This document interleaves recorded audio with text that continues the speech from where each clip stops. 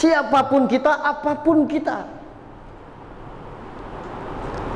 kita akan menghargai perjuangan para pahlawan, para pendahulu kita di Jakarta itu. Bahkan dalam catatan sejarah Jakarta yang dahulu namanya Fathahila, itu diperjuangkan oleh ulama, diperjuangkan oleh wali, yang dia tidak berpikir akan bisa menikmati Jakarta seperti sekarang yang begitu indah. Yang dia pikirkan bagaimana anak cucunya bisa menikmati Jakarta dengan sebaik-baiknya. Dan kita sekarang ini sudah menikmati Jakarta dengan segala keindahannya. Itulah daya ingat mengingat orang-orang yang telah dahulu, sehingga kita tidak semena-mena. Yang kedua, secara singkat, karena kita jam 8 pas, tentu nanti ada persiapannya. Jam 20.00 kita mulai Zoom meeting dengan gubernur yang siarannya dari Masjid Fathahila di kantor gubernur Provinsi DKI Jakarta. Yang kedua, tafakur. Kalau sudah ingat kita bahwa Allah yang menciptakan ini kita, Allah yang memberikan kemerdekaan kepada kita, Allah yang memberikan kenikmatan sumber daya alam yang luar biasa, kota yang indah, tentu Allah kita sudah ingat-ingat, dan perjuangan para pahlawan. Yang kedua, tafakur, berpikir bagaimana caranya Jakarta yang sudah dibelain oleh para pahlawan dan pendahulu kita, kita sekarang yang hidup sekarang ini, bagaimana menjadikan Jakarta yang lebih baik. Itu tafakur kita, berpikir kita. Bahkan kita meninggalkan anak cucu kita 10, 20, 3 tahun yang akan datang dengan berbagai macam profesi kita, dengan berbagai macam cara kita menjaga Jakarta.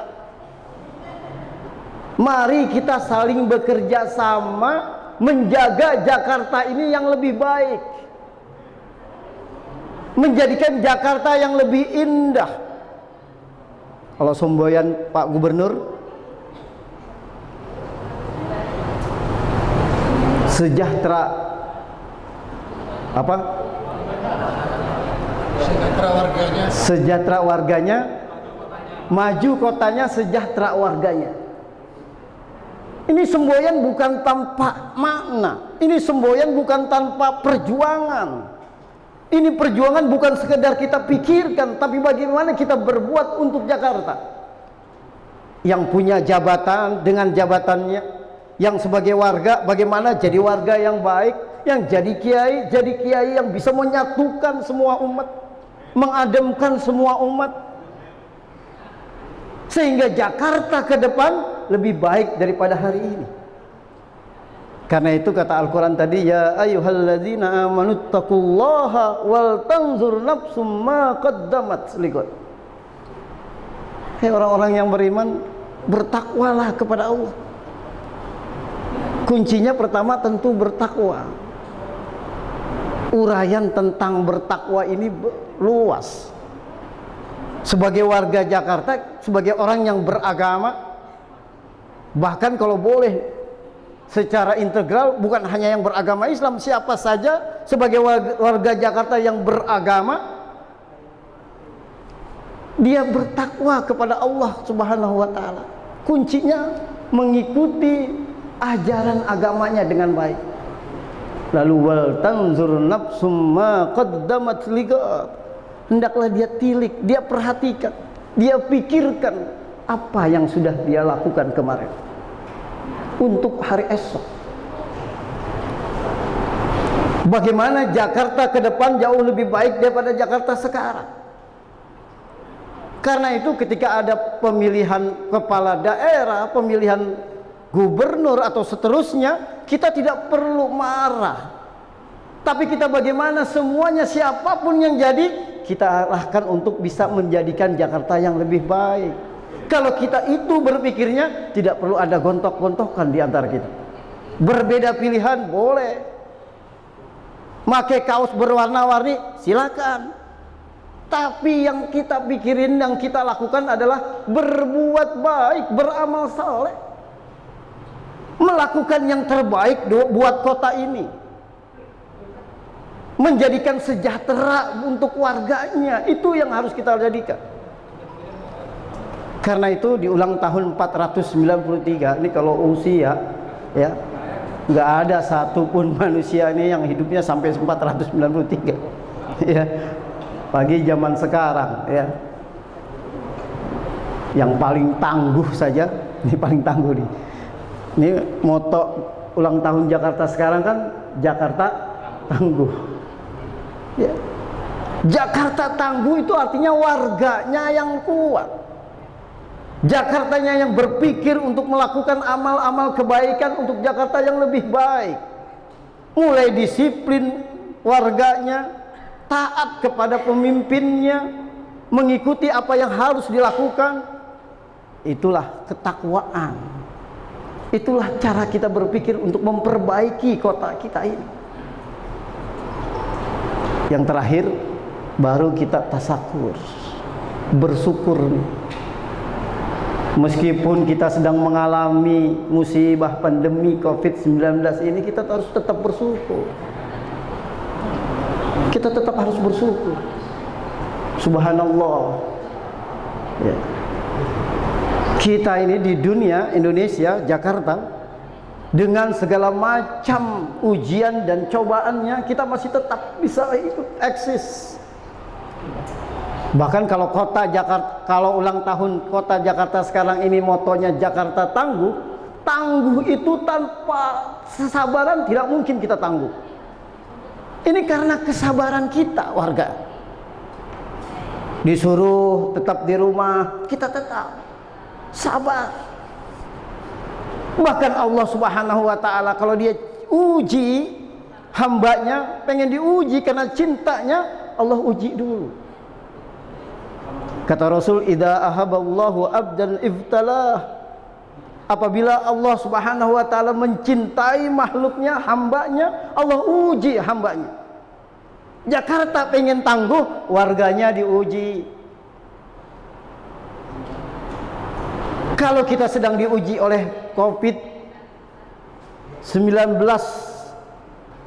virus corona yang sekarang kita alami, lalu kita sabar mengikuti petunjuk kesehatan yang dilakukan oleh WHO ataupun oleh pemerintah kita, mestinya kita sabar.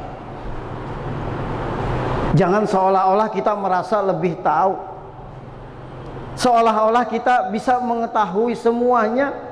Ini urusan Allah. Bersyukurlah kita dalam situasi seperti sekarang ini. Meskipun kita harus ya tadi menjaga segalanya, mematuhi protokol kesehatan, mulai pakai masker, cuci tangan, jaga jarak, itu semuanya dalam rangka kita ujian kita. Kalau semuanya menjaga itu, kalau semuanya warga Jakarta patuh sabar mengikuti peraturan, insya Allah yang kemudian akan kita nikmati adalah nikmat-nikmat berikutnya. La in sakartum la azidannakum wa la in kafartum inna azabi lasadid. Kalau kitanya taat, kalau kitanya sabar, bersyukur terhadap nikmat yang telah Allah berikan kepada kita, dengan keindahan kota Jakarta, walaupun sekarang kita dalam ujian, tapi kita tetap sabar, insya Allah akan bertambah nikmatnya. Kalau sekarang kita sabar, sholat berjamaah diatur seperti ini, kerja kita diatur, keluar rumah kita diatur.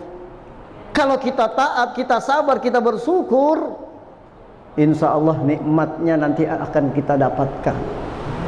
Kalau sudah hilang COVID-19, kalau sudah hilang virus corona, kita insya Allah bisa lagi sholat secara sempurna. Amin. Nah, oleh karena itu, Bapak Ibu yang saya hormati, bersyukurlah kita kepada Allah Subhanahu wa taala. Ya. Semua yang kita alami di dunia ini nikmat kok. Semua yang kita alami di dunia ini nikmat. Memang kalau boleh pilih nih, kita sepakat kalau boleh milih antara sehat sama sakit, kita pasti milih sehat. Tapi ingat, sakit pun itu adalah nikmat. Kalau kita boleh milih antara sehat dengan sakit, tentu kita harus jaga kesehatan. Seperti sekarang kita harus cuci tangan, masuk ke rumah kita bersihkan kaki kita, seluruh tubuh kita, badan kita bersihkan, baju celana kita cuci langsung begitu kita keluar dari rumah. Sehat menjadi pilihan, tapi kalaupun sakit, karena kita tidak bisa menghindar, karena sakit pun dari Allah.